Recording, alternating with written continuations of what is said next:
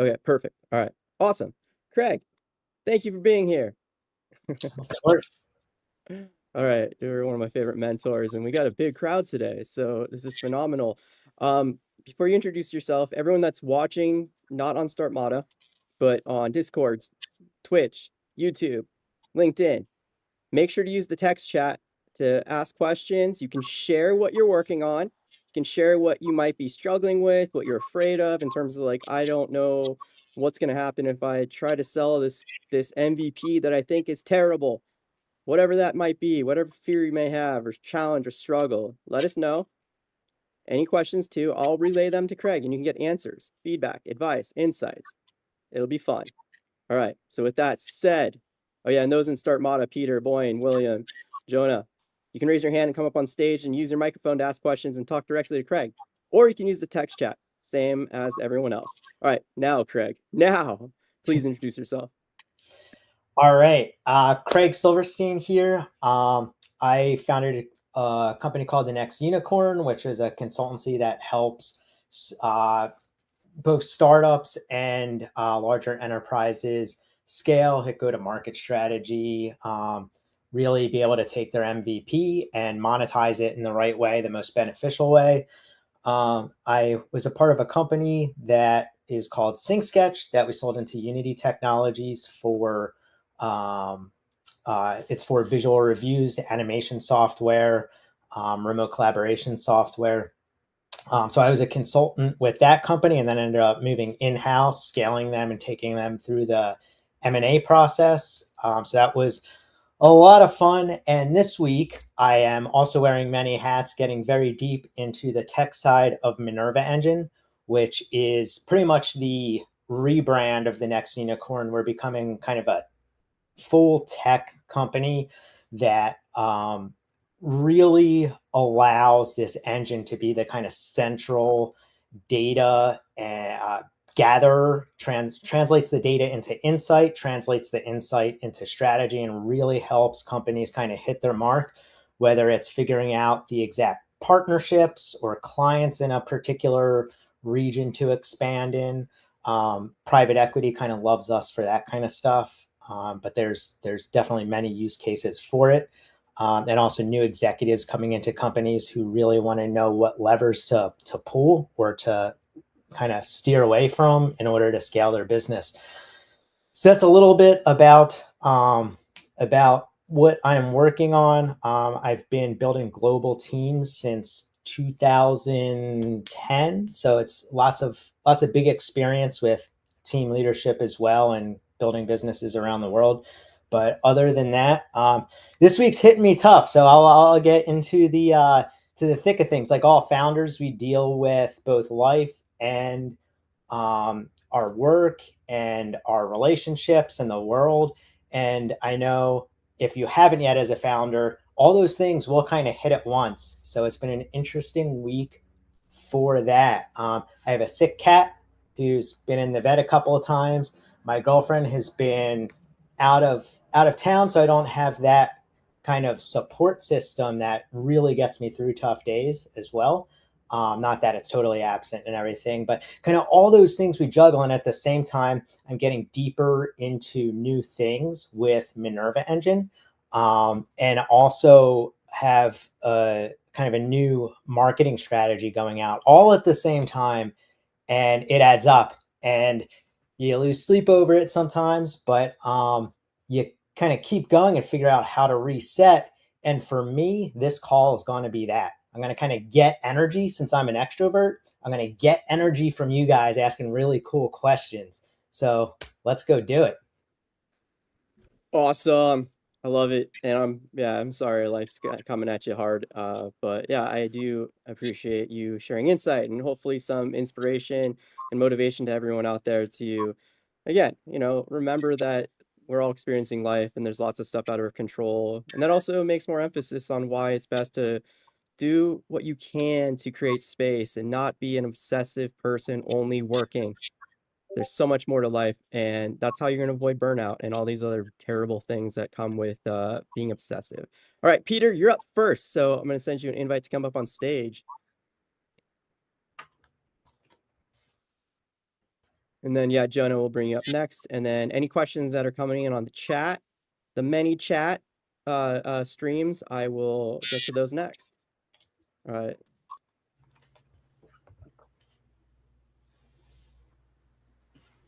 How you doing, Peter? I'm doing well. How about yourself?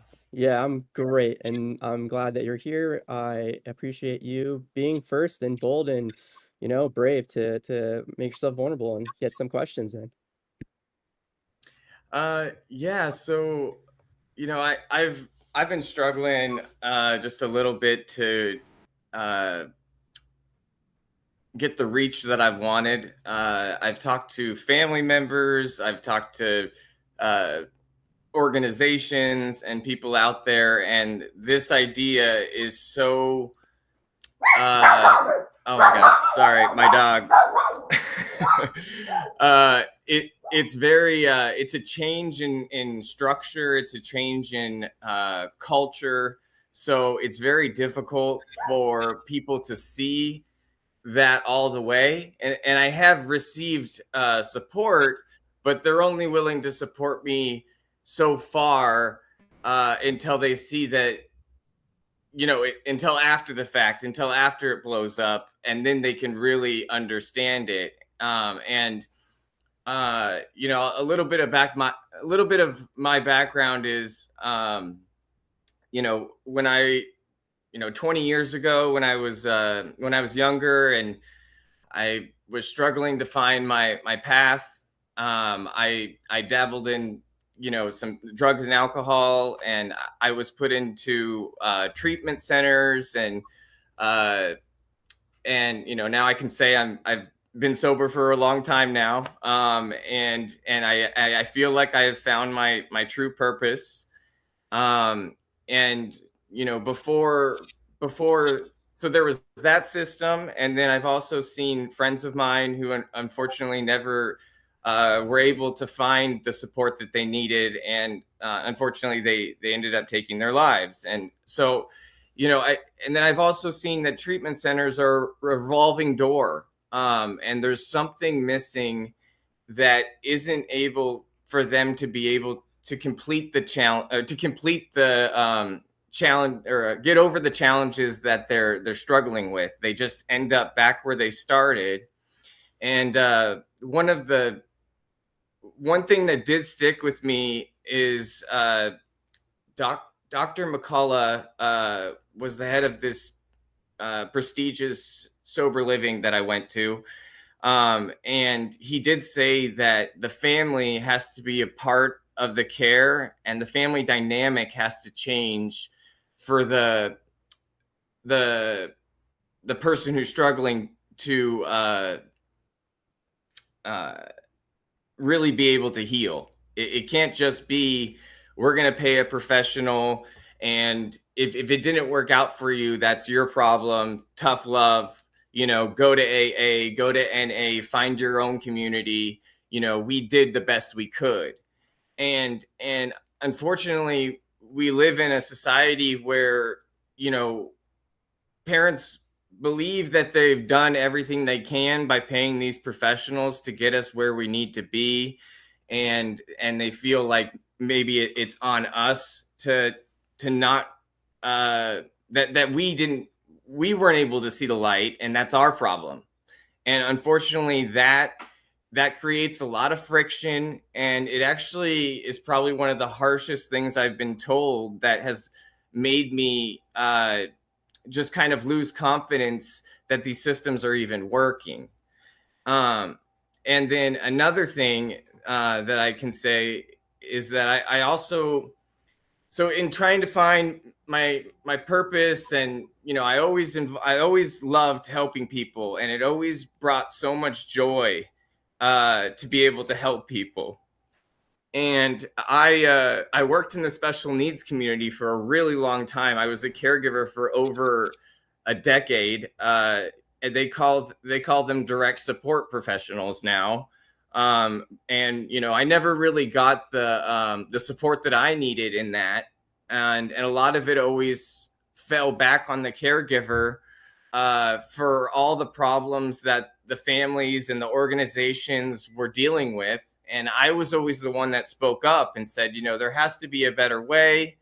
This is not, and then I kind of became a target. And unfortunately, for speaking up and trying to get everyone involved, and eventually I had to leave the work in December.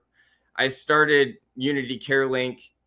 I've been working on Unity CareLink probably since last June, but I really started to get I really started to get to the core principles. Um, you know, since I was working in the disability community, I realized that less than 1% of technology is spent in that particular population, and that's why these families are so disenfranchised from the system because they're so far behind. So I originally went into this with the lens of the disability community, but then I realized that it's actually all vulnerable communities that are really struggling and not getting the support that they need. And, you know, it takes something like this for people to be able to understand where I'm coming from and to really blow the lid off of this, because we really are in like a mental health epidemic here in America. So now I've expanded to creating a coordination platform designed to strengthen support for vulnerable populations by connecting individuals, families, care professionals, organizations, and community partners. And so far, I've self-funded this entire thing. I've received a little bit of help from my family, but and I have a big family, and they've all done pretty well for themselves, and it kind of hurts me to that it's like they support me, but in no way it's barely a scratch compared to how much I've sacrificed for this.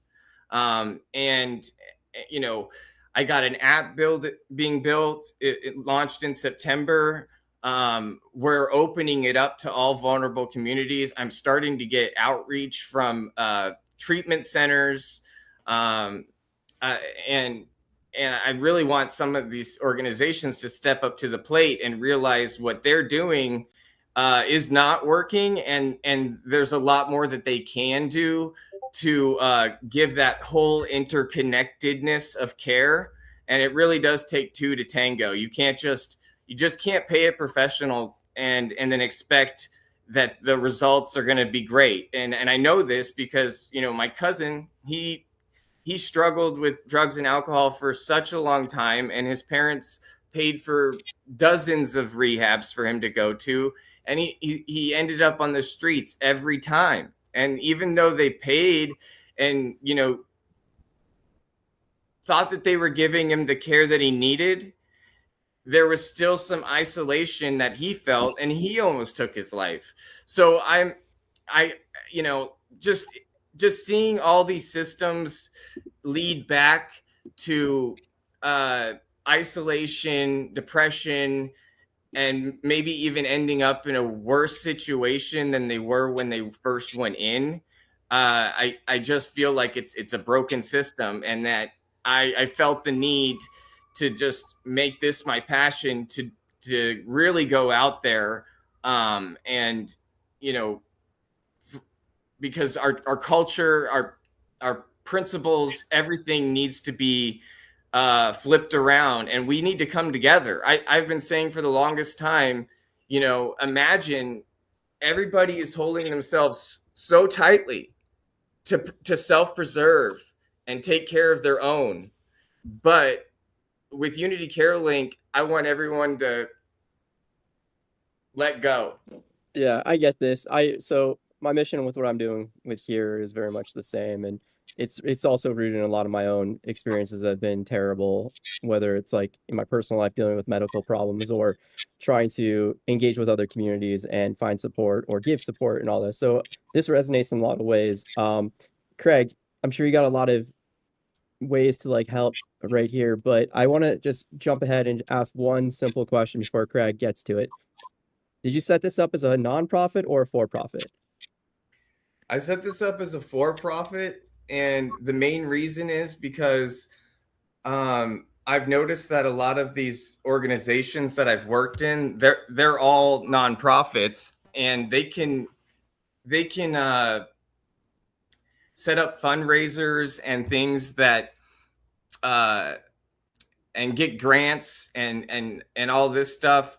But I've realized that that really only helps the people that are in those bubbles. And the reason for being set up as for profit is, you know, I want this I want this to grow, and I want to innovate. And I know that there's, from what I've seen, is that there's not a lot of innovation in technology in these type of systems that have compassion and empathy embedded in them, because there's not many like them, and they just don't exist right now. And Okay. that's what I'm Yeah. really trying to get people to see. Yeah. I will say that there's plenty of innovation to be had in nonprofit and for-profit. It's really a matter of what the leadership's doing and where the funds are going and how they're like, approaching these problems. And innovation, it's like you're saying, it's just simply understanding what the paradigm is, what the systems are that exist, and how can you improve that? How can you avoid certain mistakes or problems that are being created? Or how can you make the experiences that are being had more enjoyable and thus more beneficial? But we'll get back to that. For now, though, Craig, where do you want to start with this one? Because it's very complex and there's a lot going Yeah, on. Yeah. there's a lot going on, but all of it's very all of it's kind of grounded in truth and reality, and even the problems that you're experiencing. I kind of was thinking about things like the nonprofit question is something I marked down because I saw that as a clear problem if you were going one way versus another with the way tech actually works, and the actual target audience, both from an investor standpoint and a customer standpoint, all plays a role in the formation of how the company actually operates and what type of everything down from how your core values operate, like you said, empathy and actually considering the right type of care versus these companies that are just tech driven and they're money makers. They are machines, and I think part of, and we'll get into it. I want to start at the top of the questions to flow before, but we'll get a little bit into how trying to attract investors on the for-profit moneymaker side will create some friction in terms of the actual values that you want to see in your company itself. Not that all tech companies are these giant evil enterprises, but there are different types of motivators for the stakeholders involved. So that's going to play a role. But one thing I want to commend you on is trying to tackle a real problem that you have kind of, it's been the center of your life, and you've probably been the center of other people's lives experiencing the things you've experienced. And you actually get what the one of the main kind of shortcomings is with being able to help people, especially kind of those underrepresented classes or those kind of more vulnerable populations. You are experiencing one of the big things, which is support. And I think that just as a product, getting the right type of support and allowing people to experience the type of support that works and bringing it together into this kind of consolidated application is super cool. That's like, that's amazing. First off, and it's cool that most of the founders that I've seen that are successful are solving their own problems that they've actually experienced because they understand it at a level that the customer really wants to understand it. And that's where some founders that try to build companies just because they know it could be a moneymaker, but they don't fully understand the customer's problem. A lot of those either fail or they work, but it takes a big team and a lot of research to really understand the customer's problem. Not that a company should ever stop understanding the problems of their customers, because the problems, even being in a situation that a founder thinks the customer's having may have worked for them, but they really need to set it up in a way that scales with every customer that's part of their target, and their kind of ideal customer profile. So that's awesome. One thing with a lot of companies, both on the, let's say, the side that's giving care currently, you see a lot of potential friction or not wanting to jump into a program like this right away.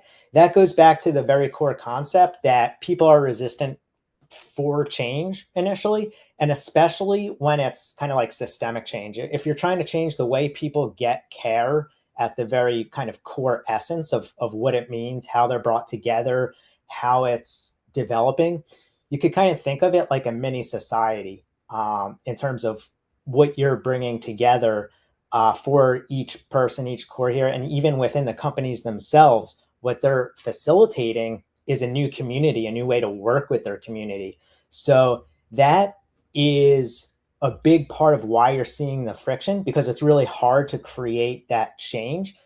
And from my experience and what I've learned kind of growing up as like a sociology minor in college and things like that, is that in systems, and you'll see it in every major social change that was highly effective, it's best, rather than kind of forcing the change on people or even trying to show them the change before there's results, they'll kind of put up that barrier right away where it's like, no, I don't, this isn't for me. What we're doing, we've always done it this way. It's working for us right now. Maybe we don't want to experience something that could be better, things like that.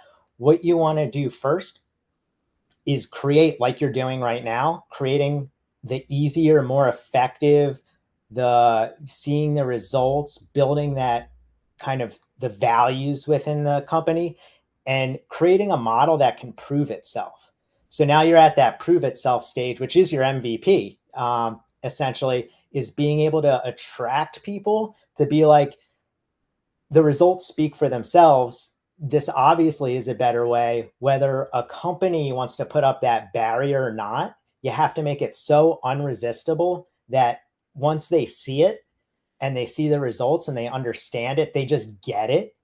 But a lot of that takes convincing in the form of things like case studies, things that all the things that people don't really want to put a lot of energy into because it takes time and it takes that close relationship with a lot of companies. But if you can work and form a close relationship with that first big potential client that understands it and gets it, it's about finding one of those first, finding the right one first, and then from there, seeing what works, what doesn't, and how to scale it and how to show people that the results actually work. So it's baby steps at a time. I know it feels like there's too much ahead of you, but like not enough going on at once too, at the same time. Like it's kind of like, how do we get the wheels really spinning? And I think part of that, what could help accelerate it, actually goes back to the setup of for-profit versus nonprofit as well. Because I do think setting it up as for-profit creates a little bit of friction, or I'd say a lot of friction actually, to the target audience that you have. When you look at underrepresented populations, when you look at vulnerable populations, when you look at the populations where anything from rehab to different addictions to disabilities, anything like that, you typically see nonprofit driving a lot of the actual programs, or in this case, technology to help. And you'll see less technology in those populations because technology is expensive to build. It creates a lot of innovation. It creates money. And the population, your target audience and customer, typically, and this isn't a blanket statement, there are plenty of ultra wealthy people that have addictions and have been kind of in maybe not necessarily a financial mess, although that can absolutely happen from these types of life experiences, but also the support system that they have starts falling apart, and that's the problem you're solving, which is super cool. But the thing with that is that, since for the most part a good chunk of your market is going to be in unfortunate circumstances, it's going to cause investors who are for profit to be like, well, there's no real way to make a profit off of this necessarily with the current model. There is a way to make a profit off of nonprofit in terms of like getting the system to work so that it's growth oriented. And that's really what people think nonprofit, and they think, oh, we can't actually make a successful business out of this. And that's not the case. The difference is the way the company is designed to grow and scale, and where the funds are coming from to be able to help that. So don't be turned off by the idea of nonprofit for purposes that aren't real, or kind of misconceptions on the way nonprofits can work. But I think in terms of getting grants and in terms of getting funds to be able to accelerate what you're trying to do, and create less friction and get a bigger support group for your company itself. And I think since you're so in tune to support groups, you'll be really, really good at being able to create one for the company that you're building. But I think in my opinion, nonprofit could help accelerate a lot of what you're trying to do.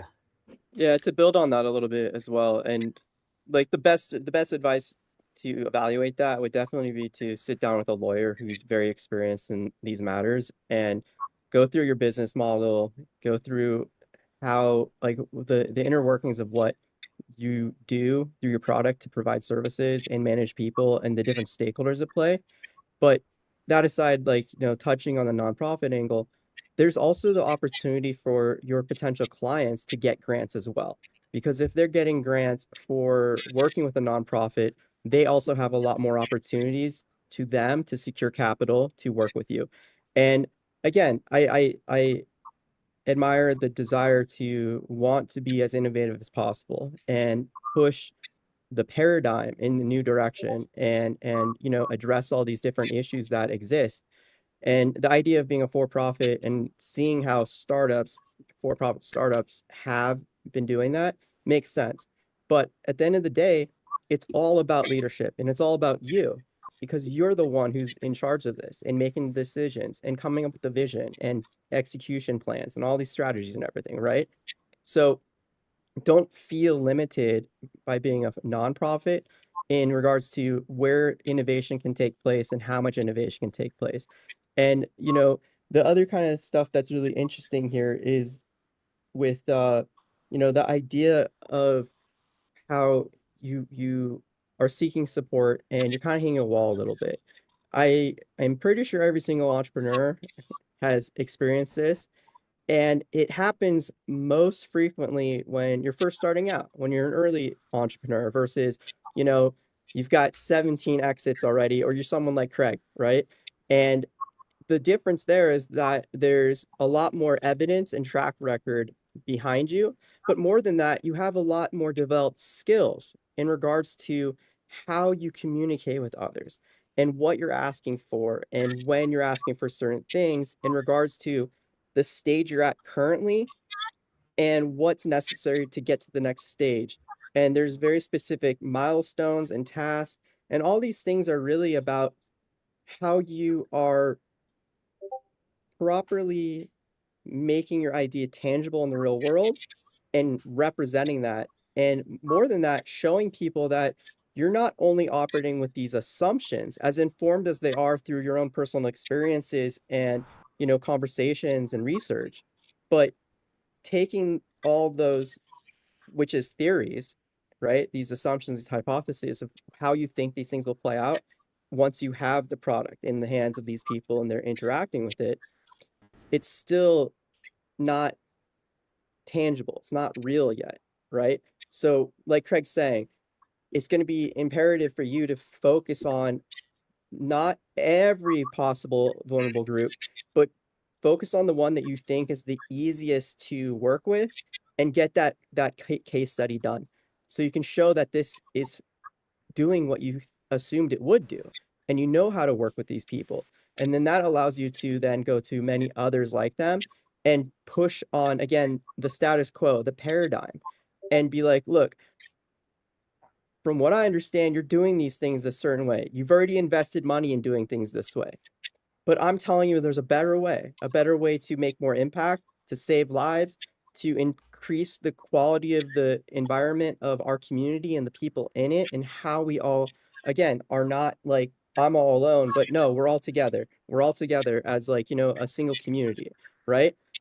And you got to keep in mind too, like, all these people that you're pitching to, because of that investment, there's a lot of risk involved in that, with saying, oh, okay, we're done doing it this way. We're going to do it this way now, right?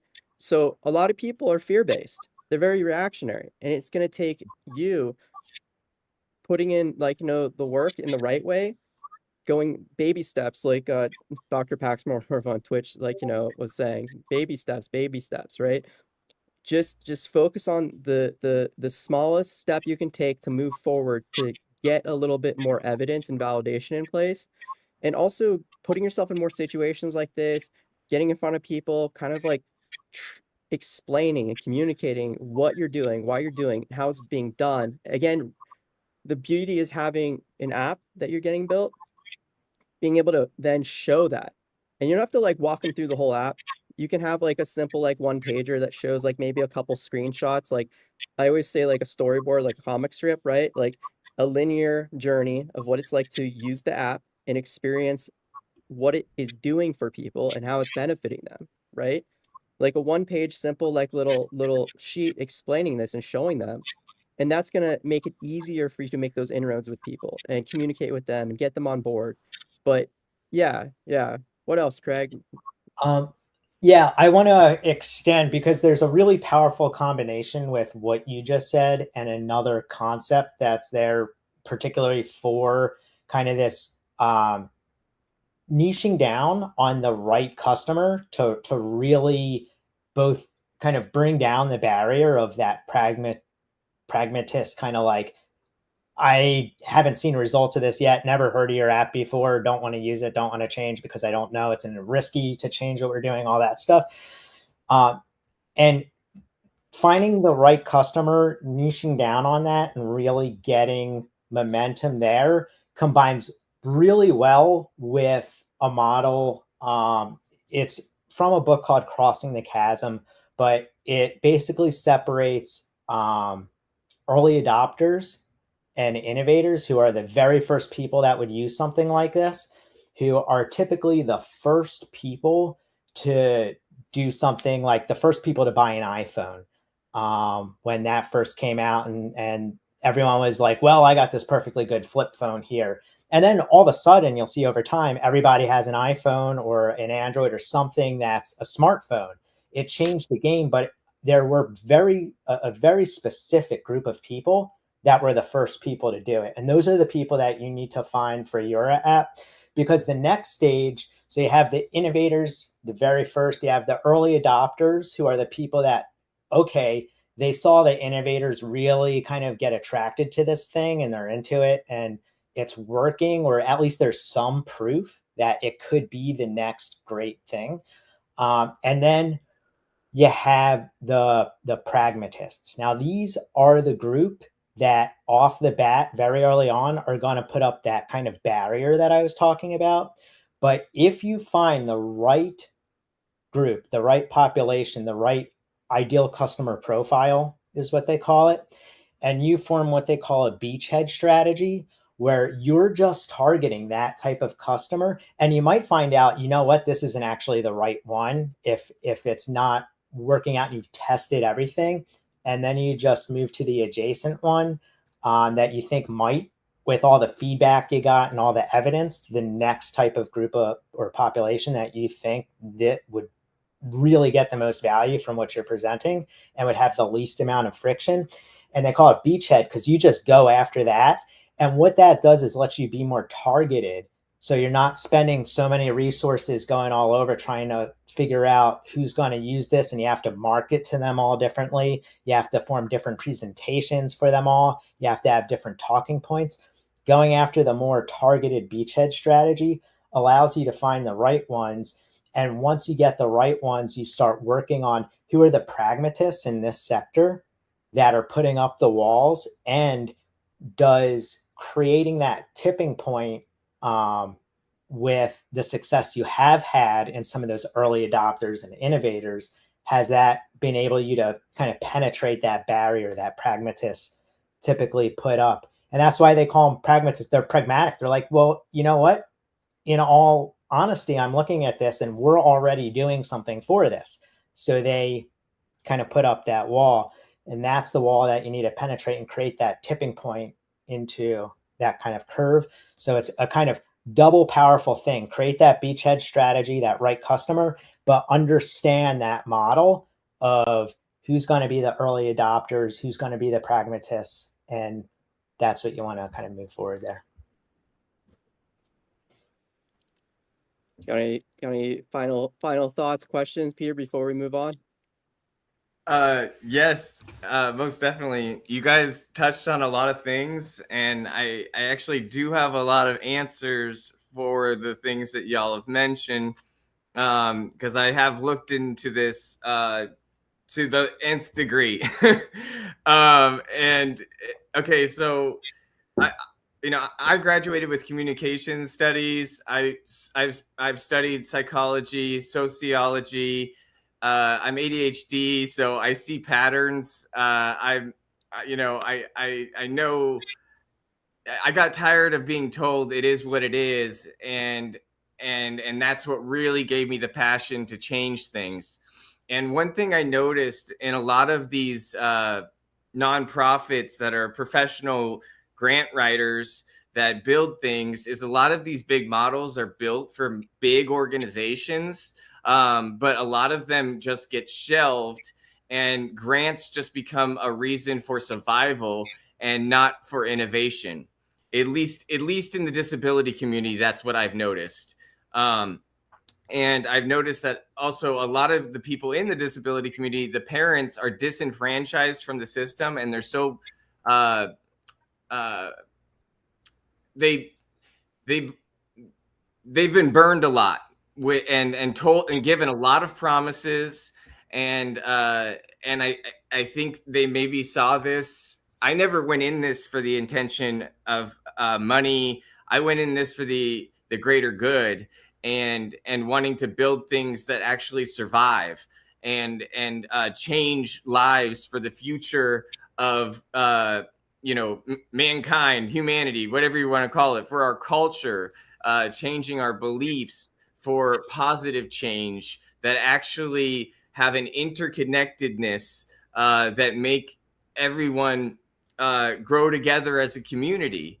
And you know, I think nonprofits, some of them want to do good, and I believe that, but I do think that at some point they recognize my efforts with Unity Care Link as it would cannibalize their principles, and they would have to start over completely, because this is so forward thinking. It's out of their it's just they're going this way and I'm going this way, so I'd like to give some of them the benefit of the doubt, but after so many years and being in these systems that don't work, and being told, that or just people being looking at me like cross-eyed when I tell them about this, because it's just it has so much empathy and compassion, and there's a huge lack of that in our culture today. And Yeah. Well, here's the thing. Like, everything you're saying, I agree with, and I'm sure Craig does as well. The challenge though remains the same, whether you're a for-profit or nonprofit. Again, because you're going against the grain and you're trying to force a paradigm shift, right? In what exists and what they're doing, the way they're doing it. you're still going to be up against forces that are going to fight change.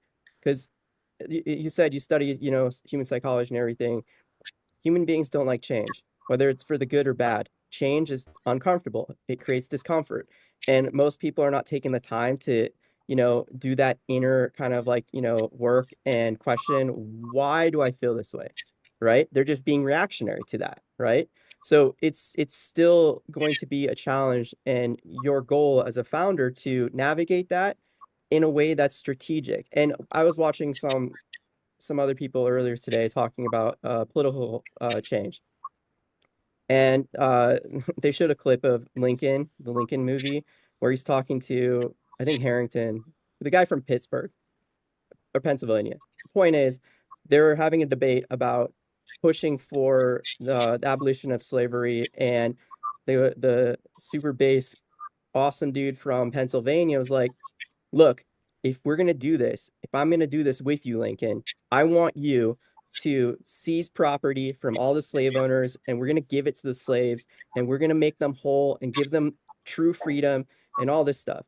And Lincoln's like, well, if you want to do that, push for that, what's going to happen is all of our comrades in the North are going to abandon us and we will not get anything. We won't get anything done. In fact, the war is going to be over and we're going to lose, and the South is going to take over because we're going to do something that at this time is too much for people to understand and bear, despite how humane it is and righteous it is and just it is. I agree with you, but it's an impossible task at this time. And they're talking about how Lincoln said you like they're talking about their North Star, right? And like the compass is pointing us north, and we know we need to go north. That's where we need to go. And Lincoln's like, it doesn't matter if the compass is saying north if going north directly leads us through a swamp and a desert, and then other unsurmountable landscapes that we'll die in, will end up dead in that first swamp. We need to go in a way that circumnavigates that swamp in order to continue going north. And it's going to be a longer way and it's going to be more difficult to bear. And it's not going to do what needs to be done for these people, but it has to be done that way. And thinking in these terms, like again, like I am very mission oriented with my own work, and I hate how broken society is and things are. Again, my own experience with medical like care and services and everything, insurance, don't get me started. There's a million things wrong. But despite that, still I've had to wrangle my own emotions and my own, need for change for myself and others that I care about and others that honestly I might not care about at all, but they're human beings and they deserve something because they're human, right?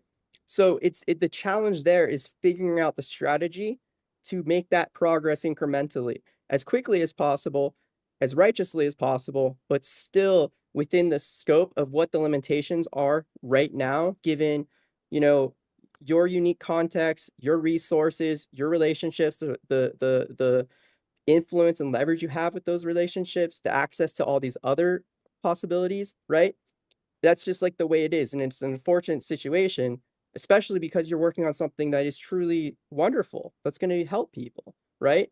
But that's where the real challenge is. And I think like, yeah, Craig's like spot on with what can you do to scope down? And there's another wonderful book, if you're unfamiliar in philosophy, called Lean Methodology. There's a book called Lean Startup. I believe there's an updated version now. It came out like 20 years ago, but it kind of touches on how can you strategically do the least possible with the resources you have, again, influence everything else, in order to start testing some of these assumptions and making progress, get traction. So then you can leverage that to open up new doors, and you can leverage that to build a bridge over the swamp, right? All these different things. But the core of this is going as fast as possible while taking on the least amount of risk. And some of that risk is also understanding the dynamics between other human beings and how they're going to push back and find those early adopters like Craig, like described. And maybe it's not like a big organization. It doesn't need to be a big organization right now. It just needs to be any organization that's willing to work with you and do a pilot program and get that case study in place. And, again, it might be a for-profit as you've done your research and you feel that that's right. That's fine, right? Good. The only thing, like, me and Craig kind of calling attention to that is, again, it's always best for everyone to keep questioning things and not get too committed to one solution for what the vision is, for what the mission is. That's what really matters, the mission and the culture that you're building.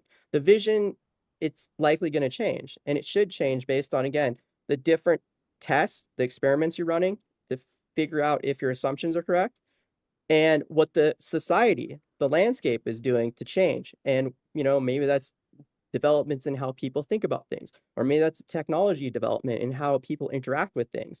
It could be any number of different like factors, but it's always important to continuously be open to what you need to do and where you go. Yeah. But anyhow, Peter, Just um, I love this. Craig, love this. I'm noticing the time. We're gonna jump to Jonah real quick though. Peter, if you got follow-up questions, please share. And where are you based, Peter? You like in town? I'm in Simi Valley. Okay, perfect. All right, come hang out with us. If you want to come to the next VIP lunch, shoot me an email or I'll follow up and I'll give you a free ticket so you can hang out. We also have a happy hour on July 7th. You're welcome to come. And there's lots of wonderful people. Craig should hope be hanging out if all things are good, your cat. But yeah, yeah. I'd love to. I'd love to. Yeah, definitely. I mean, just to one last thing, and then I won't take any more of y'all's time. I originally started this out to flip the paradigm in the sense that I wasn't going to go after organizations. I was going to get every marginalized community or vulnerable community on my side, and then the organizations would have no choice but to join Unity Care Link because they know that that's what the people want. But obviously, that's not going to lead me to the path of revenue the quickest, even though if we have all these isolated communities and all these people that are struggling and no one's listening to them, and then they join Unity Care Link and they're saying this is what we want, then I believe my belief is that the organizations would come to see the light. Assumption. An That's important. assumption. Yeah, you got to keep in mind these are all assumptions until you test them and you prove them. And yeah, it'll take some time. But again, I think like listening to Craig, it may prove a lot easier to just instead of go after everyone, focus on one and focus on the people that you already have relationships with and influence with, right? So yeah. But yeah, we gotta move on. Again, feel free to check the chat and you can always follow up with us later. But yeah, this is wonderful. I love what you're working on. Cool stuff. All right, I'm gonna move you down so we can get Jonah up. Jonah, gonna send you an invite right now.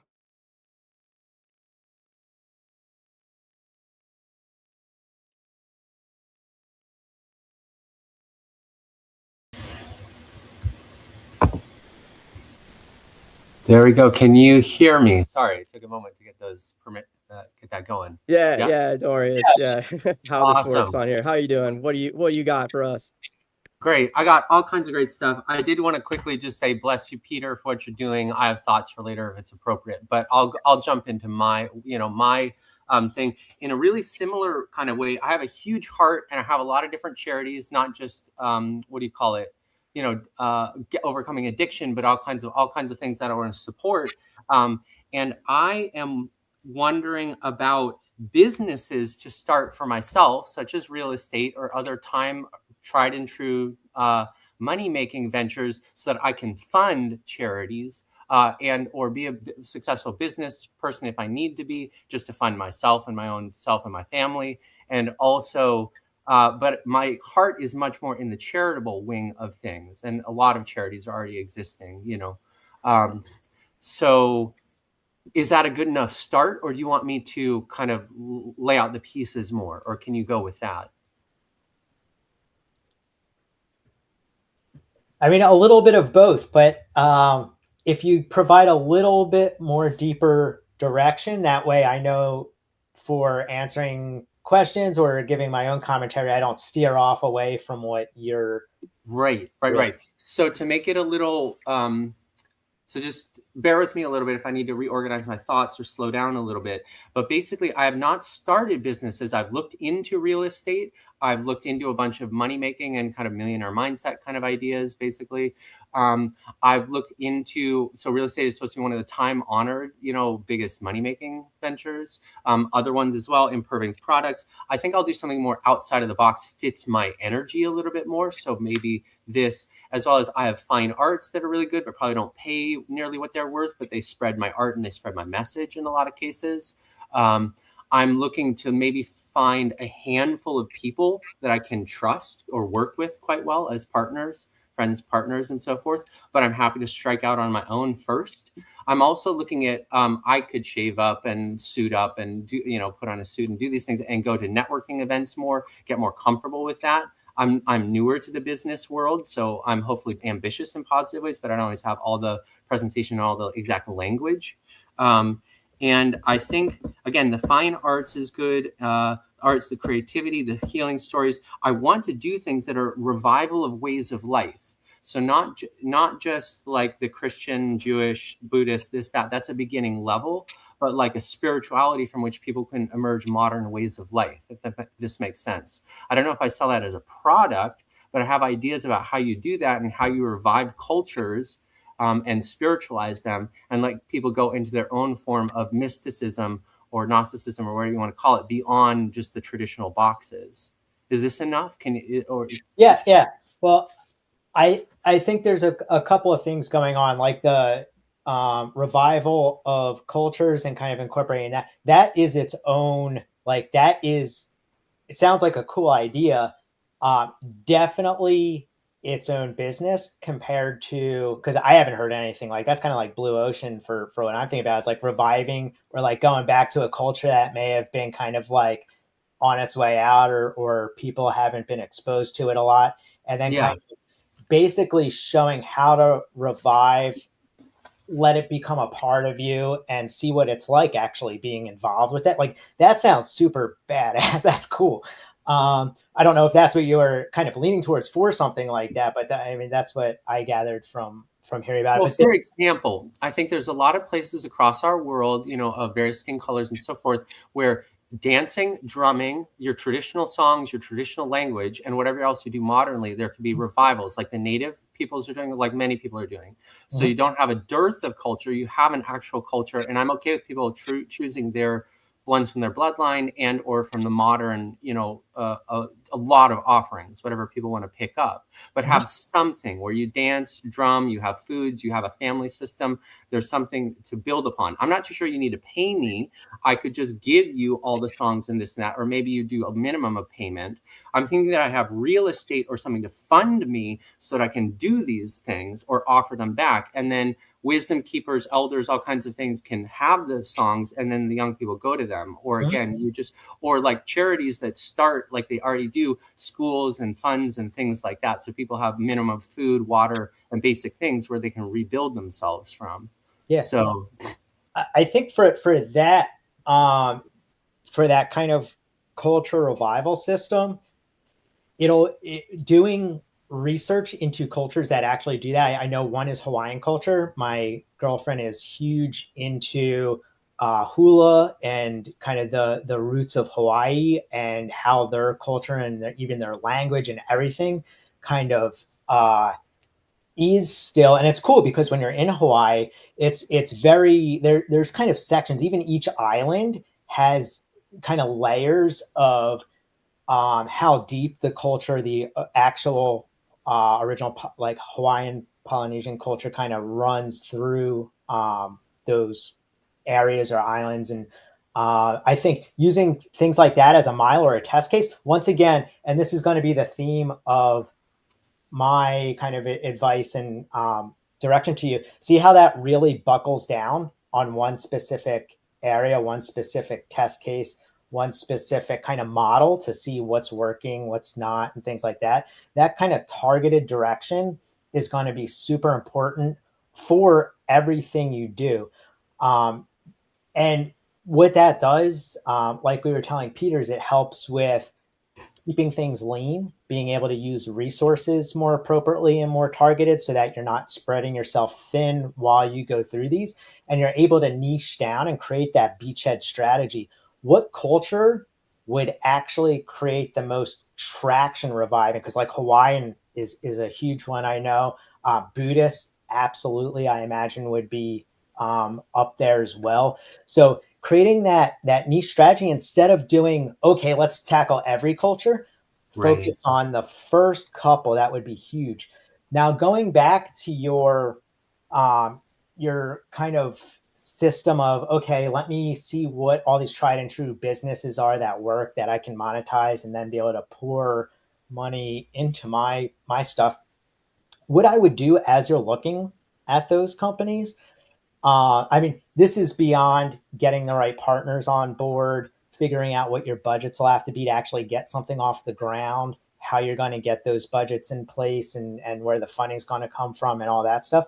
But I think beyond all that, because that's a whole nother layer, as you create your portfolio of these companies that are kind of the proven, they'll make money. You have things like coin laundry places that I know are huge, dry cleaning's huge, things like that, that are money makers and are kind of low touch, some of them. Uh-huh. Coming up with a portfolio that has characteristics that are easy to manage together. So that way you're able to stay lean. You're able to create similar business models, similar activities, maybe even similar partners or people managing these places, so that you're able to create better use of time, better use of resources, vendors that you might use for certain things for each of these businesses. Maybe there's overlap in vendors doing certain things that would reduce costs overall. So going in and looking at the operations, but they call it a portfolio for a reason. If you're trying to create a portfolio of companies, you really want to be strategic about how you're putting them in place. Because if you start trying to create a business over here, business over there, and there's nothing in common and they're very different to run, you could be running into that kind of vicious cycle where you try to spring up a business, spring up another business, and they start failing and you don't know why. And you're trying to How look about into this? many different reasons for all those different things. How about this, if I may? So I'm semi in brainstorming, but I'm also using my intuition quite a bit as well. So what I'm getting, I can try to look into this. The cultural revivals, maybe they don't need money, or maybe a lot of the tribal peoples and other people are doing that on their own. I would love for them to have more funding that they could use. I don't know if it has to come through me or grants, etc. Um, I'm wondering a little bit, I don't need a lot of finances. If I finance myself or if somebody finances me on a very minimal basis, I don't know if I'm the person talking to people or just coordinating them, saying, hey, you have independent cultural revivals. You just, have recordings where you talk to each other, where you support each other from near and afar. I don't know if they want to coordinate, just to let them encourage each other in those things. I have I think we live a lot of lifetimes, but this lifetime I have Jewish Russian blood that's pretty strong, mixed European. I have East Indian, Bharat, East India. I kind of have some dabbling in their culture. I've been through there, and some other ones that I've learned. But I think I could be keeper of a lot of stories, gatherer of stories, And I want to do this almost for free, because I think the spiritual work should be done for free. You just keep it up beyond the certain costs or whatever that it takes to do it. You keep it, and maybe they're all stored away. Now we can record things for future generations. You don't have to have elders or whatever. It's good to have them too. So one of my maybe I'll look into it, but I think I'm trying to seek all the cultural revival things that are already out there, for example, and then also seek the people that are doing, like, I'll call it spiritualization through martial arts, through healing arts, through like some kind of energy quickening for people and those type of practices. And then also just draw people together so we can talk to each other more and communicate how we do things. I don't know my role in this as of yet, and maybe it'll evolve as well. Or I'm suffering from thinking I need to have a lot of answers before it actually happens, But so I don't know exactly what to ask you in that, but I kind of get the feeling like maybe I go to eco villages or this or that, or maybe I have something that's small money making venture. I bought something for high ticket e-commerce that I could try to do on my own, just to have that as a money making thing. But and again, I don't need hard and set answers. I'm just giving overall ideas without getting too literal about them. Well, I think the biggest thing you want to put in place, especially for, like you said, for the cultural revival thing, you were like, I don't know how much I actually need to be hands-on with some of this stuff. What I would say is structure, structure, structure. When you Okay. look at the cultural revival thing, um, every culture has, let's say, music. Every culture has ways to communicate. Every culture has different physical, energy, spiritual things. You think about, how is that structured? There's definitely categories. There's definitely different things that attract people. So for, let's say, like Hawaiian culture, there's hula that is huge in Hawaiian culture. There is catamarans and like the ocean life that they do there. So the culture has these different categories that people are attracted to. That's structure. Just thinking about things in categories adds structure to the way you want to influence it and what you're able to actually build or do. And that helps you by trying to think of, how do I structure this? And that's like structure of portfolio. Like I use the word portfolio for those other businesses, that adds Right. structure. That will help answer the question, how do I fit into this? And that might be how you fit into it, thinking about the structure of how each of these things. But I'd say start with, and this goes to also another form of structure, juxtaposition. What order of operations or portfolios or things need to happen to actually make sense, to actually create that milestone, that roadmap that will actually move the needle forward on everything overall. And to move that needle forward on everything overall, you really have to start with one thing and look at, how do I structure this to then get to the next step? So you want to look at all the different milestones, but first think of, where am I now? Where do I imagine this being in 3 years?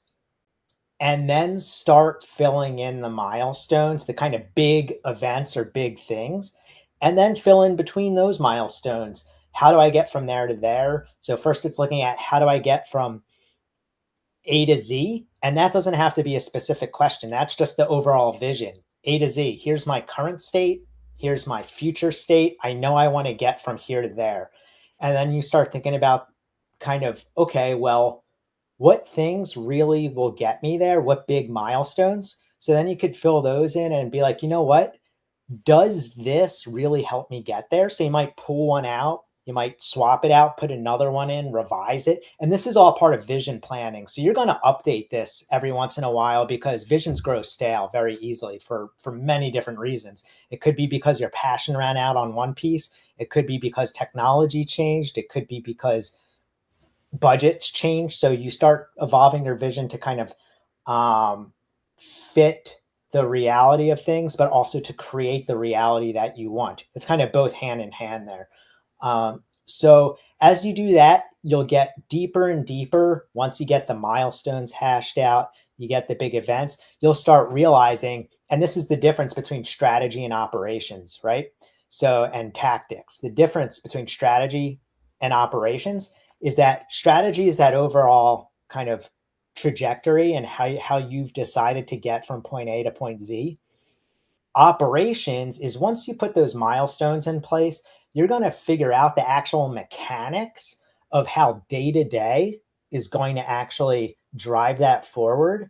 But not only just drive it forward, you have to drive it forward in an extremely sustainable way. So that's when you start getting those partners involved to be like, you know what, I've never operated a company like this before. We need to be able to actually put the structure there. So it's structure within structure, within structure, within structure to make sure that things are running.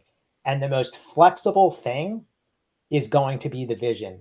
It's going to be easier to change the vision than it's going to be to change operations that exist after you've put money and time and effort into building them and putting them in place. So that's one thing to consider as well. But that's the biggest, I think the biggest thing I would put out there. Right. And I guess like a lot of things, it's kind of a paradox. You don't know till you try, really. But I'll just call it the yin yang balance of things. Like in the balance of things, go for, and go and apply. What I'm thinking is maybe I can be on more of a personal mission to find more of the elders, the older people, meaning whoever has eldership, good heart, good wisdom. It can come through any age, but find those people and talk to them and ask them some of these questions first, because they're going to know what they're doing and how they're doing what they're doing. Yeah. Like the most important thing, like there's a couple things that Craig's touching on. Like number one, define your values, define what you want your culture to be, the culture that you represent, that you want to instill in others. And that's what your branding should be. Your branding should be a representation of those values, that culture. And then everything you do with your company should be in support of that. So you have a cohesive brand, but also get as focused as you can in alignment with those things. That way, what you're pursuing and doing is ultimately authentic, right? Because it's a representation of everything that you are and care about and want to bring to others in the world, right? And then going off of that too, you know, don't I would say don't lean too much into what other people say are easy ways to make money or find success and, become a millionaire, become a billionaire, or whatever it is. Often chasing those paths when you don't have the experience yet of being an entrepreneur, a business operator, a founder, whatever it is, those are still going to be incredibly difficult. And it might be much more difficult for you to pursue and find success with than leaning into what areas you already have inroads with because you have experience in these things. You live by these things every day, right? You've worked in these fields, you have relationships in these areas, you know this industry, you know this market, right? That's where Right. it's going to be easier for you to understand how to build something that's going to resonate with others in an authentic way and make it easier for you also to find those early adopters and build some traction and get these partners on board who know you and they trust you and they understand what you're about and how you want to do these things much easier than a stranger, especially a stranger that is in an area where they're the expert and they're interacting with you and they're seeing that you don't quite know like the day-to-day workflows or the systems or any of these other things that are again creating risk for them if they were to suddenly abandon those things or fit you into those existing systems because there's still a necessary amount of labor that goes into that to figure out how to fit you in, redesign these things, and then learn how to do these things in this new way and then maintain that, especially at like a larger company with larger like organization or more people at scale. That all adds up very quickly, right? Where you're working with like a small, like let's say a mom and pop, restaurant with like 10 employees, right? Getting one employee to help out with that is going to be very limited. It's still in the context of their business still relatively like an investment, but it's much Right. different than going to Cheesecake Factory and being like, hey, roll this out to like, these 7 locations where each location has like 500 employees. And now you got like a team of 10 at each location doing this and putting in those hours. And they're putting those hours into this instead of other things that are their day job, right? And so that also is going to like make that the scale of the costs and the risk go up even more because you've got the opportunity costs and then the real hard costs too, right? So keeping in mind with like what Craig's touching on, like there's a lot of good jumping off points for you to kind of hone in on, and especially like again like who you are, what your values are, the mission, and what you know best, and who you already have these relationships with. And that's the beauty of being an entrepreneur, right? The first success doesn't need to be a big one. Just any success demonstrates that you know what's going on, you know how to work with others and take something to market and build something. And that's the other great thing. Like, even if it doesn't end in a wild success or an exit, you can still leverage all of that experience and all of that work. And more than that, you can lean into all the wisdom you've gained and how you're going to apply that wisdom with this next venture with people, right? And that's where people get more excited and attached and interested in playing a role because there's a different dynamic there. So hopefully that's helpful. Yeah, I think we, that's good. yeah, yeah, Do you we need got, to keep moving on? Is yeah, that yeah, we or got to keep moving on. But if you got like real quick, if we can do like, 30-second max, like sure? final little like, yeah, So I question or just thought. put in the chat Alma.org, which is Alma the Hugging Saints charity. I've been around her and gotten a lot of hugs from her, so I've seen what she's done. I may be replicating that, or I may not have that strength, but I like that quite a bit. And I'll just keep working on it. You give me a lot of food for thought. I do want to be presented so that I'm business ready, but I also want to be like artistic in myself and find different avenues for myself. So Alma.org is excellent. So thank you, and thank you very much for Yeah, all I of this. appreciate you sharing that. That's fun. People need more hugs. Awesome. Yeah.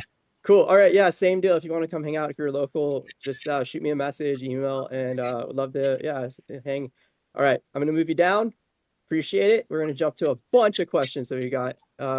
Craig, if you've got the time for it, I know we're way over, but Yeah, it's all. I got about a 20 minutes or so left. All right, perfect. All right, so let's get some questions. Okay, so they're in the chat. You scroll up to behind the mask. Still here hanging out with us. Yes, on Discord. So behind mask asks, funding for startups at traction stage, no matter how little. Got 1,000 users in 2 weeks. Launched on the 12th of May.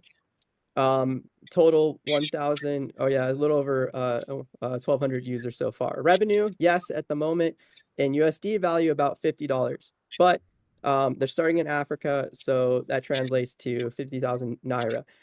We connect research to respondents, academic research, market and product, etc. The business model is researchers pay for quality data. We take 25% or 25% platform fee. Then the rest goes as reward to respondents for participation in their research. They've won 2 hackathons so far. What's your advice for them seeking out investors at this stage of their life cycle and product?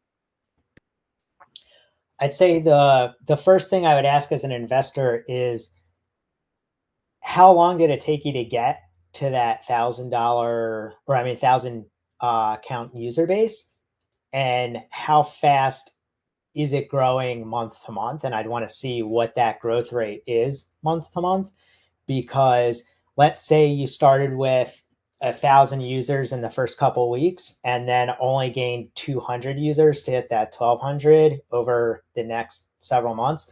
One of the big questions I'd say is like, well, why did it stop? Are people using it and then falling off, which is creating churn? Or have you just done a very specific targeted beta release and that's why you kind of capped it initially and now you're kind of figuring things out? So I'd ask all of that stuff. You're going to be looking at I'll put this in layers. First, I'll talk about the metrics that investors will want to see so that you're actually prepared to start targeting. And then I'll get into kind of the stages of how you can prepare yourself and ramp up to that point. But I'd say you're doing everything, it sounds like, very well for a beta or like pilot release for what you did for your initial thing. I mean, 1,000 users is not bad. Now, I'd be interested to see, how did you get those first? That's another thing an investor is going to ask is, what did this release look like? So the idea sounds pretty cool. So I could see why you've kind of had these hackathons. You came up there. So you were able to create a good idea. You were able to execute on it. So you've actually gone to market with at least an MVP that people are actually using. Now I would start segmenting. You're at the point, since you are revenue positive, you're able to take these fees from these customers. You want to start bucketing your metrics and how you're measuring success. First, you want to create your success factors and figure out what makes it actually a good candidate to put as something we need to track. Like, what is the actual result you're trying to get? So I'll give you an example. Your big result that you want is to have let's say customers come back and use research for another project. So your big thing that you're tracking is not, did somebody use this a first time? You will track that because you'll absolutely need that. But your big success factor for that is, has somebody used this a second time? And what does that look like? And how fast after the first time they used it, did they use it a second time? And the reason why something like that's so important is that that's expansion revenue. You've had a customer, and then your customer has either used it again. Now it's additional recurring revenue. It sounds like this might be a little bit project based if it's research based. That's all in the business model. You know your business model better than I do at this point. But figuring out those things, figuring out those metrics, putting them all in a way where you're actually tracking the things that are most conducive to the growth of your business and the things that investors want to see. Now I get into the KPIs that investors want to see. So you'll bucket things into product metrics, the usage. I'd say could be a product metric. It's also actually a business development metric as well, because you're looking at the usage, the expansion rate. So it has to deal with both business development has to deal with potentially customer success a little bit to make sure they're using it a second time, to make sure that their experience is operating as well as it should. And customer success metrics aren't necessarily just, hey, a human is helping someone onboard well. It could be your support articles. It could be your ticketing system. If somebody puts in a ticket for a bug, it could be anything. But make sure those are all lined up too. That will help with the customer experience. So you can literally go on ChatGPT or Gemini or whatever and type in like, hey, give me all the different like buckets of metrics and the different functions that they kind of tie to and how to measure them. And it'll pretty much spit it out. It's an easy thing for an AI system to create accurately. So in that, the next thing is what's most important to investors, right? They want to see the lifetime value of a customer. So how much will a customer spend? And that's why that recurring, like they'll use it more than once. Look at the lifetime value, which is how much a customer will spend with you over a lifetime. And when you look at that in cohorts, you're going to have to include churn in there. How many customers use you once and say, this isn't for me, and jump ship? So you need to track that as well. And that all creates that lifetime value metric. The next metric they want to see is cost of acquiring customers, right? How much are you spending to get the customers you have? And they're going to measure that against the lifetime value of a customer, so that they'll actually expect you to have that number. This is how much our customers are spending with us. Now, lifetime value metrics are very tough for startups to track at very early stages because it's something tracked over time. So it's something you definitely want to start tracking immediately. The cost of acquiring customers, everything you do, and that's kind of goes back to the first question they'll ask. How did you get these customers initially, and what's their growth rates like, and all that stuff. So the cost of acquiring customers, obviously your marketing spend, your sales spend, everything that it really takes to bring the customers on. And then I would separate out customer success spend in something else. A lot of people are like, do we put that with cost of acquiring customers? Not, because they get involved early in the stage. It gets messy because some companies do it one way, some do it another way. I'd say do it with the way your business model is going to operate. If you're always going to have customer success at the very front end, and it's going to be part of the sales process and not much after that, then fine. Maybe kind of have it towards cost of acquiring a customer. Most of the time it shouldn't be. It should be part of like, I guess, COGS. I don't know. It depends. Talk to a CFO on that stuff. But overall, those are the things that they're going to be looking for and kind of asking and seeing how well you set things up to be able to measure what success looks like. And then they're going to ask, like, what does success look like? Actually, they'll ask that first. What does success look like? And then they're going to make sure that you can actually measure it and you've thought about all these things and you can move forward from there. They've added a couple little things. Say that based in Nigeria, there's 500,000 students graduating annually just in the university. They go through final year academic research via Google or forms, type form, printing paper questionnaires, but they get ignored or fill span. So they brought a reason for respondents to care. So they think West Africa, then Africa, Asia, Europe, and the world. But yeah, they're saying that they have 7,000 audience from WhatsApp. And then they're saying that the cost of acquiring a customer right now is zero. But I'm saying that's impossible. And you can add to this too, because like if it's zero, it means that you're not properly accounting for the labor hours that you're spending, putting into finding those customers and onboarding those customers into the system, right? And that alone is adding up costs. But then you got to think too, like if you're just using like communities that you've built up, well, how are you managing that? What's the cost that's going to those communities, right? How much money is going into uh, uh, organizing that, to maintain that, to own that community, whatever that is else is. What other thoughts do you have, Craig, on the idea of cost of acquiring customers being at zero? Yeah, I think when you look at cost of acquiring customers, it's always going to be a number that scales to some degree, even though it could scale with economies of scale, meaning the the more customers you acquire, the cheaper it is because you're getting benefits from onboarding or capturing multiple customers at once.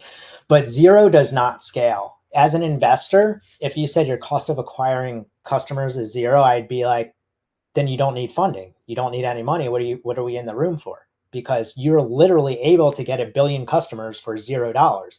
And then if you say, well, no, we need a market to those customers, then I say, whoa, so your cost of acquiring customers is zero because marketing cost of acquiring customer. So you really want to be careful about how you frame the optimism of your business, because that's not optimism. That's you guys as founders don't know how to run a business, and you do not want an investor thinking that, because that will scare them away. So you got to figure out these metrics. Like, I know it's not the fun part about running a business, but you do want to get a very solid financial understanding of how your business is going to scale. Because an investor, yes, they do think where your business at now is important, but they're not investing in keeping your business the way it is now. They're investing in making a profit off your business.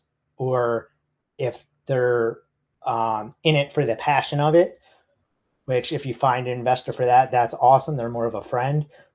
But if you find that, that's great. But they are going to be looking at these specific metrics because it's what they do, and you need to prepare yourself for those. So I would go in and, like I said, first start getting a list. Well, first understand what drives your business goals most deeply. Like I said, like, is it creating recurring revenue from customers through one research project? Is it multiple research projects? How does that play into what you actually want customers to do?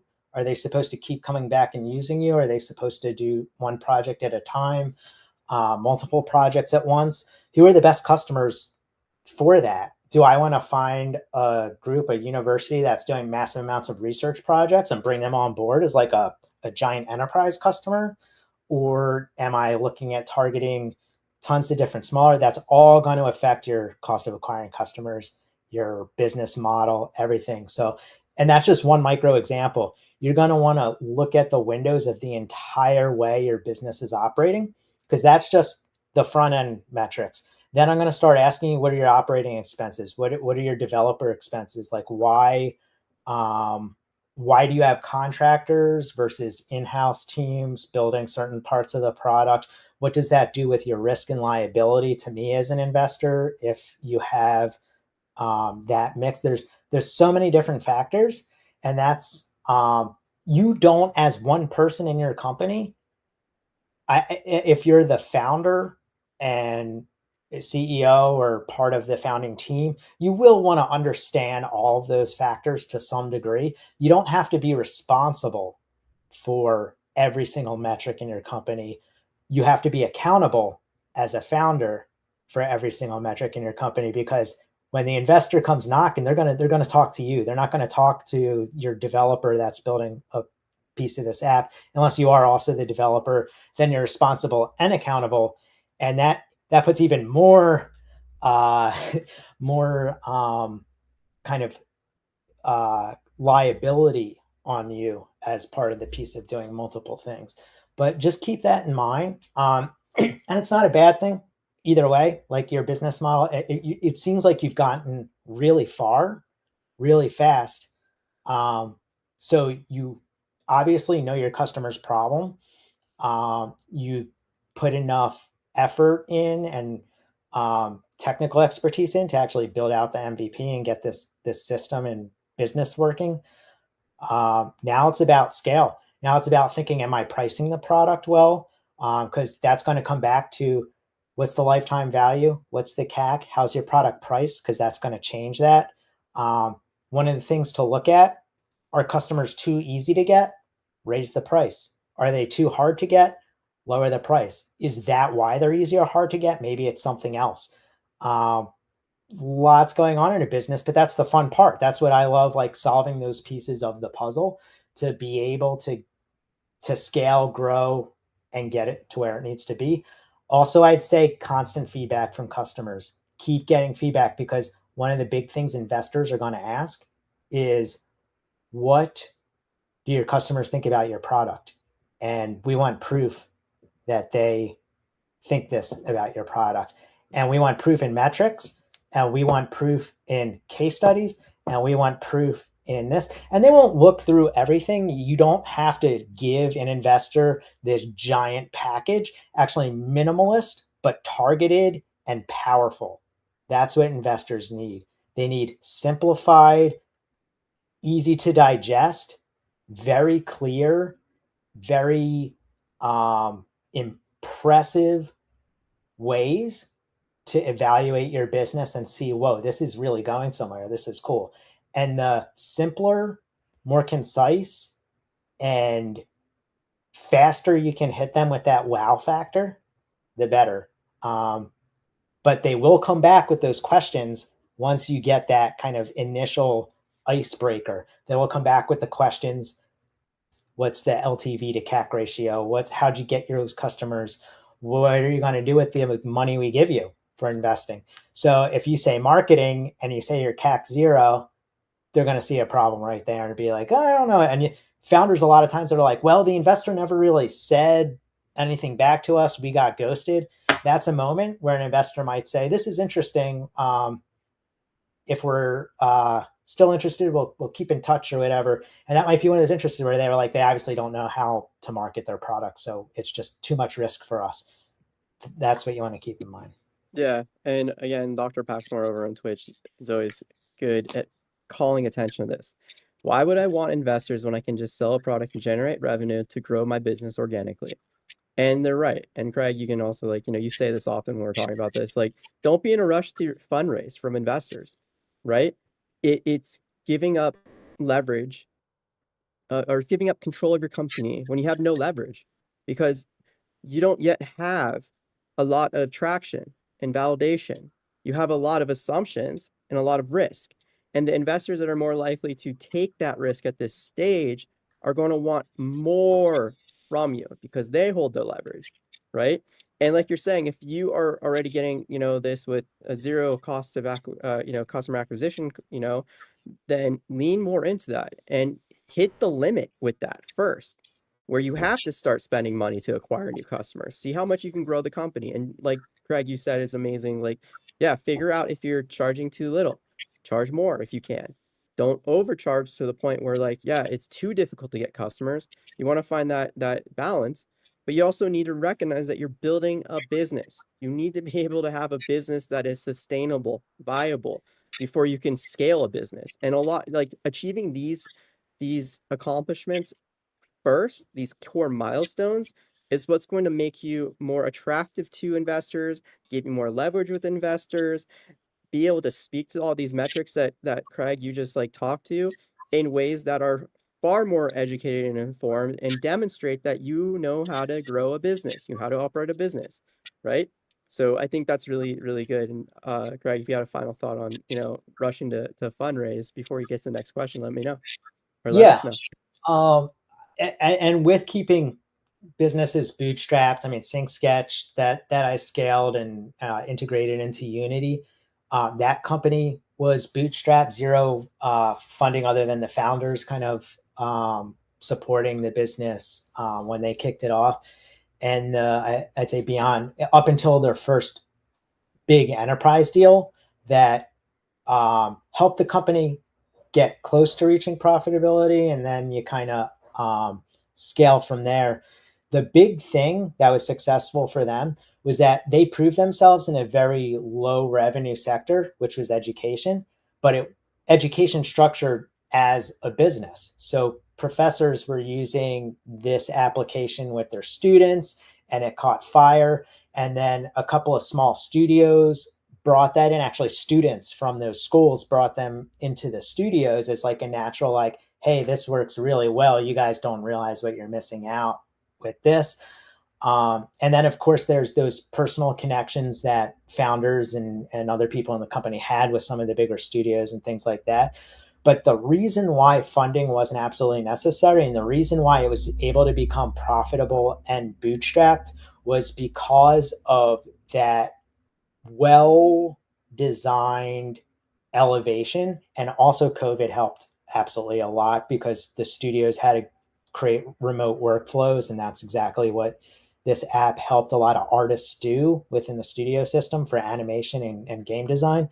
But the big thing is transitioning from that, okay, we have low LTV customers using us, versus we now have a sustainable model with a few large customers. Not every business model can do that, because sometimes if you're like B2C, business to consumer, you are like, numbers is your thing. You need as many consumers using your stuff as possible, because that's just, it's a numbers game.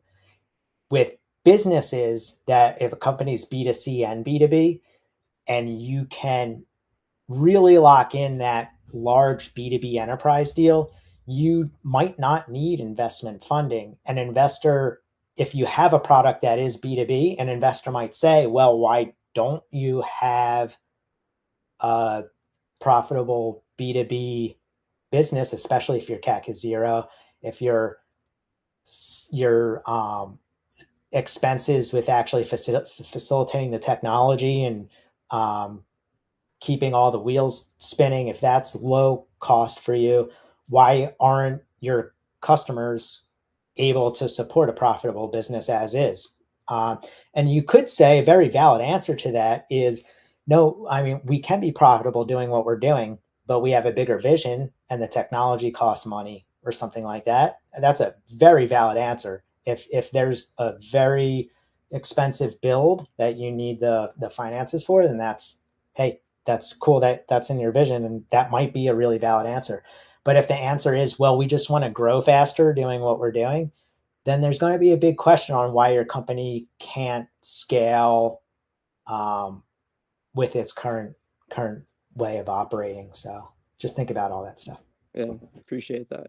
All right, let's jump real quick into Green Republic's question.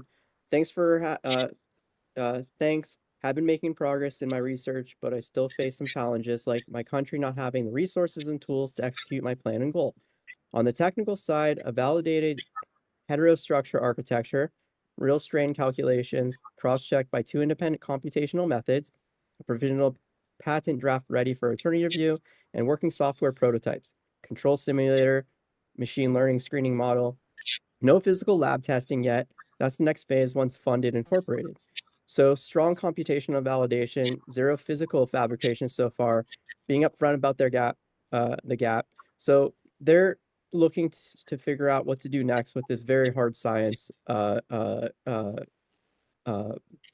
venture that they're pursuing. And we've had this conversation many times that, you know, these types of kind of pursuits are very capital intensive. Um, what advice do you have for someone that is trying to do this? What resources might they turn to find assistance with getting this into the real world? What kind of company was this? I think I did it say it's like specifically what product or industry they're Not specifics. Let me see if I can get that. because they talk about physical lab testing as well, and I'm curious if there's a particular industry they're a part of that is. Let's find out. Um, well, while they're writing, or we wait to see the response, jump to Tony Montana. Hey, Okay. I'm building a tool for data teams that reviews analytics changes before production. It looks like it looks at squall DBT changes, metadata signals, KPI level impact. It explains what changed, what business metrics are at risk, and whether the team should ship, review, or stop the deployment. From a pre-seed investor point of view, what proof would matter most to make this look fundable? Okay, so it's kind of similar, but we got a little bit more focus on what the product is for this one. So kind of like, Yep. yeah, high level review, what you just said, I guess. Yeah, I get this. So I would first look at I'm familiar with someone I used to work with who's creating a similar concept for reviewing prototypes that have been built by startups, or not even just startups, but any DevOps teams or engineering teams before deploying a new release. It kind of reviews and allows them to see prototyping of things that they're coming up with. So I think one of the biggest things is there a need for this, and how much value does it deliver in a specific part of the pipeline? So in terms of an investor, I'd say I'd want to see proof that the teams that would be using this, which would probably be tech teams that are ready to, it might be product managers involved, it might be DevOps leaders, CTOs, whatever actual roles and whatever stage of the pipeline. My biggest question would be, is using something like this actually saving them time and money? Is it actually reducing a hurdle? And how do we know? Like, how have you like worked with customers or worked with beta users or pilots? That's one of the biggest things, because the toughest thing in something like this is creating a product that no one will use, or creating a product that people would use but not getting the right feedback to be able to prove that they would use it, or to be able to convey to an investor that it's solving a real problem. Especially since I'd say there's a lot of companies creating systems that vet code, that vet aesthetics that are about to be released for HTML or other types of design systems. So you're definitely, it might be a blue ocean novel way to do what you're doing right now, but you want to see a lot of companies are going to start building into this and creating more of a red ocean kind of environment where, and by red ocean, I mean multiple companies releasing very similar products or different products that all tackle the same problem. And the thing is that you want to ensure that you have a competitive advantage, a strategic advantage, and you're only going to get that through feedback with customers at this stage, because you're pre-seed and you'll want to make sure that you have that locked down first. So I'd say get that feedback, make sure you're solving a real problem, make sure that customers aren't just saying, yeah, this is great, it's solving a problem. Be able to prove that they're actually using it. And what happens when it's taken away from them? Do they say, wait, no, we need that back? Like that's proof that, hey, this design system or this kind of vetting system for different release stages is important. Yeah. I mean, for sure. And I appreciate you putting a little more context around their approach to that. Um, okay, so Green Republic said that what they're working on is AI nanotechnology. That's the focus for this incredibly deep tech yeah, pursuit of theirs. Yeah. That's wild because I've seen, so I'm in terms of the uh development of nanotechnology, it's such a complex, groundbreaking thing. I've been, once in a while I'll come across something that pops up on one of my social media feeds where like there's nanobots going through people's arteries doing things, and I'm just like, whoa, like wow. So this is a wild, and by wild I mean like good job having the passion and like you said, like going through the research is going well, taking those first steps to tackle such a novel, and this is blue ocean nanotechnology right now is blue ocean.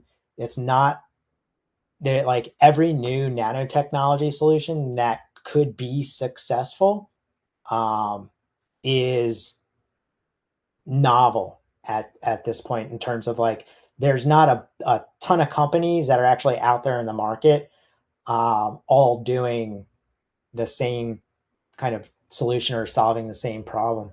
So um, let me go back and see what the actual question is here. um, so strong computation validation, zero gap. What's the main question in here for this? Is it moving it forward to? I think there was something about the countries. Yeah, they have, yeah, their country has limited resources and tools to execute their plan and goal. So Mhm. they're trying to figure out how to pursue this from Yeah, where they currently are, the early validation and testing that they have, and getting to that next step. yeah. So if it is resources, politics, they call it a pestle analysis, right? So it's politics, it's environmental, social, technological. So that's definitely one, technological, um, legal, and there's another E in there. I forget, but I create them all the time for helping businesses understand what external factors are influencing their company. So there's a couple different analysis that I would strongly suggest you create for this company. One's a SWOT analysis, strength, weaknesses, opportunities, threats. Everyone's familiar with that. They're fairly easy to figure out and compile. It just takes some research on knowing what's out there, what people are creating. I think you might even be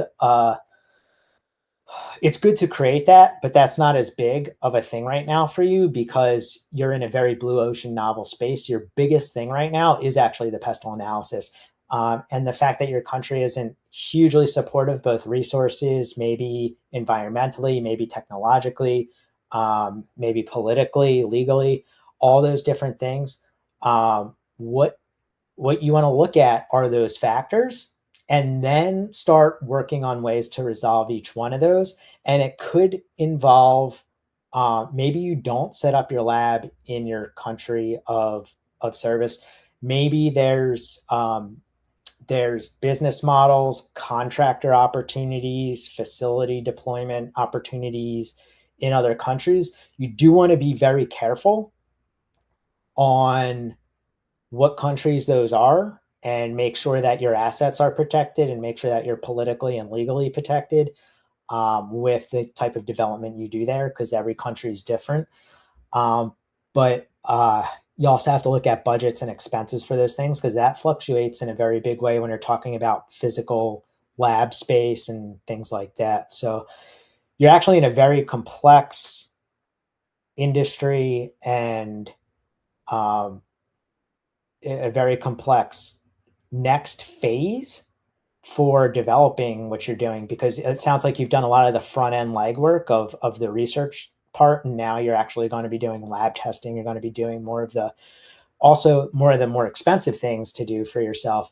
But that's why I would get that kind of pest analysis together, and really start to figure out how that affects your company itself. And I think that will at least give you enough ideas to start figuring out how to solve that problem.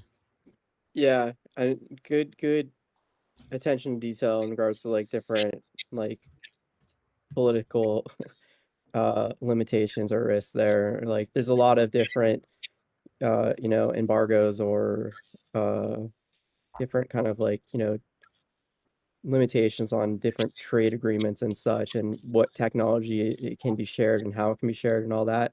So be careful about like rushing into that. Take time with it. But there are a lot of like resources to be found in different governments that are looking for entrepreneurs and different opportunities to engage with people from other countries and potentially move you to their country and have you be part of their economy. Um, so yeah, definitely like, try to explore that. There's also a lot of different nonprofits that offer grants. I mean, this is like, like if you're legitimate and know what you're doing, you've got the background for it, there are going to be opportunities through lots of nonprofits. Um, and those are also private foundations as well. A lot of foundations like the Hilton Foundation, like they have to give away something like $300 million a year, $400 million a year. Like they have to. It's part of their bylaws of why they exist. And there's others like them that might align with what your work is in support of, what you're trying to do with your work. Like I was joking with Dr. Paxmore on Twitch, like, it's kind of scary, like this technology in the wrong hands. Like, I could see Teal or Musk using this to destroy all of humanity and, put Terminators in your blood. Awesome. But then like he was joking that, you pay $1,000 a month to keep cancer at bay using, nanotechnology. And if you miss a payment, you're dead. Right? And like there's like a lot of bad that can come with this, but on the good side, if you're doing this for good and it's for like, health, like, reasons like Craig, you touched on, yeah, universities, you just mentioned this, they also have lab space. There's a lot of ways that you might be able to, yeah, get not only a grant, but also maybe like, a scholarship, tuition paid to join one of these universities and conduct your work there and be part of that. So don't feel too, limited by where you're living and the country that you're a part of. It's just one of these things, especially something so ambitious, that it's going to take time and focus and patience to figure out the path to get you where you need to go. But as long as you're making some progress, and you're making great progress, it sounds like, celebrate that, feel good about that, and find how you can leverage that to open up new doors in different ways. Yeah. All right. Let's jump to Ahmed. Asks, I used to work with a couple real estate investors and wholesalers, US market, a while ago. And the most thing that was slowing us was the time it takes us to analyze a property, run the numbers to figure if it's a good deal to invest or not.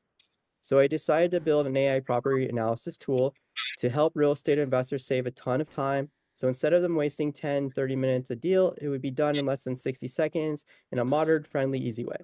I just launched 5 days ago and I was overwhelmed with which marketing strategy to go with.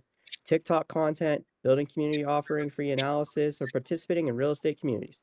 How would I push my tool in these groups without getting banned? Now, I'm already on to some ideas here about like, is this even the right strategy? But Craig, what do you think about this? Yeah, that was my first question. Um, do you want a social media strategy for this, or is there a better strategy that would really help capture this market? I think in terms of business model, because I'm very like that's my specialty is figuring out business models for things like this where it's going to market. Um, I don't know how your business model is designed, whether like you have a freemium tier, but if there's a large real estate company that um, has this problem too, which I'm sure all of them do, or real estate investors. There are groups that I go to. So I was at a conference the other day that's part of Uncorrelated Alts, which is basically like private equity, venture capital, kind of private investment groups. And they attend this conference. And I'd say 1 in 3, maybe even more than that, people that I spoke with were real estate investors or were buying distressed real estate assets, whether it was like hotels or things like that. And the problem that you describe here is exactly what they deal with every day. It probably takes up most of their time. So I'd say locking down on what companies you want to target first, because are those businesses that could be like, if you're just going after your independent real estate investor or something like that, that's going to be a different strategy than going after the let's say large private equity firm that's buying assets constantly, different properties and different buildings and whatever it is. Now for go to market strategy, if you allow them to use your app on one property for free and it's powerful and it does the job, they will immediately see that impact, maybe more than maybe two. But that's the way I leverage my project. Is I was working with private equity firms and I give a free sample to a company, and I'm also doing the same thing with an executive onboarding system, where it's like I can show a executive recruiting firm, retained search firm, what this looks like once for minimal cost, minimal whatever, and it proves it, and they see it, and they're like, "Holy cow!" And that's one of those things where it's like you did it once, so like you can take it away, and by take it away, I don't mean like in a "Hey, you jerk," kind of like taking away this product you gave us for free. No, they understand that you're showing them your capabilities, and all of a sudden they're like, "Yes, we need this. We absolutely want this."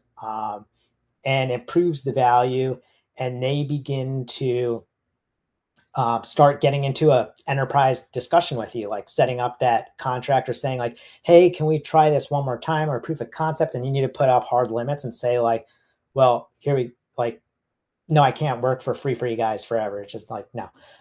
So you need to figure that out. But you are an early stage product, so that shouldn't be a problem. Your biggest concern should be proving that value to customers first. So doing this on social media without finishing that first step of guaranteeing that you have proven the value to companies and getting a case study or some kind of data, because if you start marketing this on social media and you actually do hit your target, which I think would be tougher on social media for this, depending on what groups you're a part of, maybe not if you're part of the right groups. But if these people find your product on social media, their next step's going to be, what logos are on their page? How do I know this works? Like they're going to start looking at like, what is the reason other than these random quotes on their website that say they're awesome? What's the proof that this is actually for me and that this is going to solve my problems, that it's a legit company? So that's one thing you want to consider is, okay, you're looking at the top of the funnel and looking to bring people further down the line of that funnel, but you have to ask yourself, if I am successful, the first part's being successful at bringing that top of the funnel together and actually getting that lead gen that you're looking for. The second part is, once you actually capture qualified leads, how do you prove that they think you're qualified as their vendor for this particular solution that you're solving? So make sure you have that in place. And that's where I think, kind of, instead of this mass spray and pray social media, and that might be what you're asking, is how do I not do a mass pray and spray social media campaign? How do I do it in a more strategic way? I'd say before doing that, part of what will help you understand that is going through the first step, which is the social proofing that your product is the valuable product that will solve these problems for these people. I like that. I'm like adding on to that. Like you said, it's creating a funnel, right? That is taking people first to the website, and the website needs to be very well made to explain the product, showcase how a person uses the product and what those benefits are, but also speaks to, yeah, the reason why it could be trusted. And like you're saying, the most important thing to do right now would be to like, yeah, they've worked with a couple real estate investors and wholesalers already. Reach out to them, work with them, build case studies with them because you already have relationships with them, right? And then you could leverage them to connect with their network, others like them that they spend time with. That can be like, hey, yeah, we worked with this like great like founder before. They've got an also new startup. They're looking for more companies to try this out and do pilot programs and get this going. Um, yeah, so I think that's great advice. For Ahmed. Yeah, behind the mask, Ahmed. I didn't look at your your landing page behind the mask. They're asking on Discord, but all of you on Discord definitely join the Monday workshop to review landing pages and do pitch deck reviews, and then over here on Start Mata too. Yeah, Mondays we'll have Blake Baxter this coming Monday, so later in the day on Start Mata. Let me double check this real quick. That's everyone that is still with us that have questions. So, Craig, I'm gonna say this is a great time, and that is a long time. This is a very long time. You're amazing. Like, 2 hours. oh my gosh. Thank you so much for being so generous and hanging out with us and giving us amazing answers and insight and advice and feedback to everyone. The people that did stick around the whole time, you're awesome too. Thanks for being patient to get your answers, or yeah, to get your questions answered. Uh, yeah, over here on Star Mata, Boyne, Peter, William, thank you so much. Thanks, Peter, and also Jacob, who left for again being brave and jumping on camera and talking with us. And yeah, hope to see y'all like again. Craig, do you have any final thoughts, announcements you want to share? Whew. People are building some cool products. There's quite the variety today, which is awesome. Just hey, stay passionate about what you're doing. Feel free to reach out. Typically I'm on LinkedIn, but no, definitely connect. And really, I think everyone that we've talked to today would have a great time just coming out, checking out groups like Start Mata and 805 startups and just different groups in their regions if they're not close by to like the Thousand Oaks area or Los Angeles. Definitely, I mean, participate. The questions you're asking are very much in line with what every founder goes through.